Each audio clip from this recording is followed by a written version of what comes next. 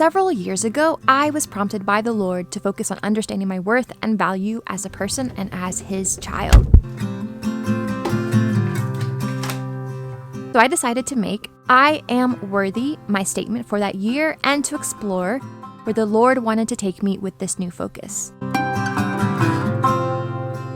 Little did I know how 1 year of exploring my worth and value through God's eyes would turn into several years. Apparently, I had much to learn about loving who God made me and allowing that love and acceptance to take root in my heart and soul.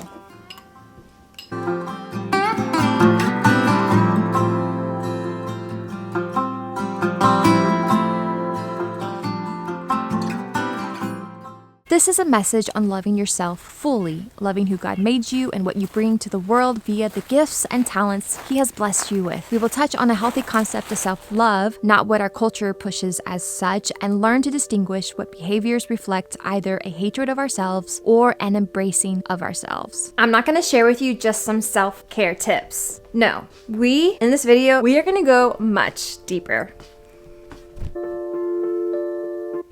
And it's not a surprise that the enemy hates God and God's children. And I believe that hate is a projection of his hate towards himself. He didn't see himself as enough and desired to become his own God, abandoning his post and luring others to follow after him. I'm not going to continue my psychoanalysis of this accuser and deceiver, but I will point out that he is continuing, the enemy, to deceive mankind to believe that they too are not enough, and so therefore should reject who God made them, developing this hate of themselves early on in life as a result. We need to recognize when we find ourselves entertaining self-loathing thoughts and see how those thoughts are coming from this lie of the enemy that we are not enough. Not understanding your worth, your value, and how truly lovable you are can stem from a number of things. Abuse in any form tells the victim many lies. One of those lies being you deserve to be harmed in this way. Sadly, after the abuse, many continue this awful punishment towards themselves by entertaining those lies created by the abuse. Enduring traumatic experiences can also create similar lies within us, such as we must be a bad person for that trauma to come into our lives. Even moments of both unintentional and very intentional harmful words spoken to us at an impressionable age can impact how we see ourselves. And then there are the mistakes we make that directs our attention to feeling shame and mistakenly identifying ourselves with those mistakes and or even willful wrongdoing. The lie would be, I made this mistake and it must mean I am a horrible person, leading us to those self-hatred thoughts once again. If these have been your experiences, the abuse or traumatic event or harmful words of another, to remove the lie is to get healing and choose to forgive. If it's needing to walk away from shame of sin, coming to Jesus who paid for our sins, repenting and receiving His forgiveness is powerful. Those emotions of shame and guilt of not being enough will melt away. And God amazes me with how He has provided a way for us to be made new in Him. And as humans do, we make mistakes. But many people do not offer themselves grace at all and are in need of forgiving themselves.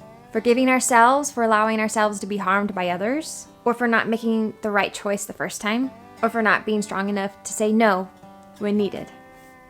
For some reason, we feel the need and believe that we need to get life right the first time. And when we don't, we grow to dislike ourselves instead of understanding that this life is a journey of growth. And growing often takes place after we've made a mistake.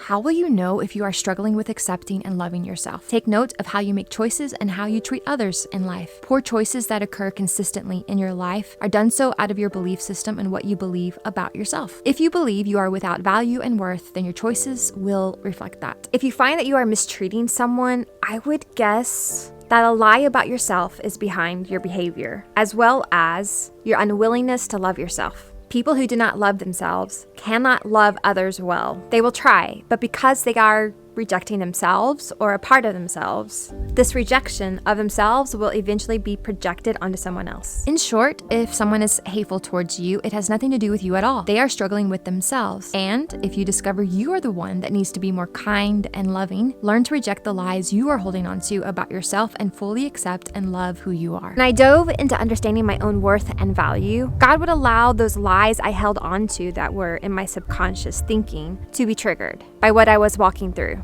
God wanted me to see where I was rejecting myself and why. A lot of healing found in good therapy and walking closely with the Lord brought me to understand that we cannot see our worth and value apart from knowing His love for us. We need God to reach towards us, to convince us that we are indeed lovable and worthy of His affection. And as God demonstrated His profound love for us when He provided Himself as our sacrifice on the cross, God indeed has given us an outward demonstration of His love for us. If the God of the universe found you worthy enough to die for, then why do you doubt your value still? Whenever you struggle with liking yourself, accepting yourself, and loving yourself, think on what God did for you. Meditate on the sacrifice He made and ask the Lord to let you experience that love today. May His love break off all that self-hatred that you have for yourself and instead bring you an understanding of the joy that He experiences in just beholding you.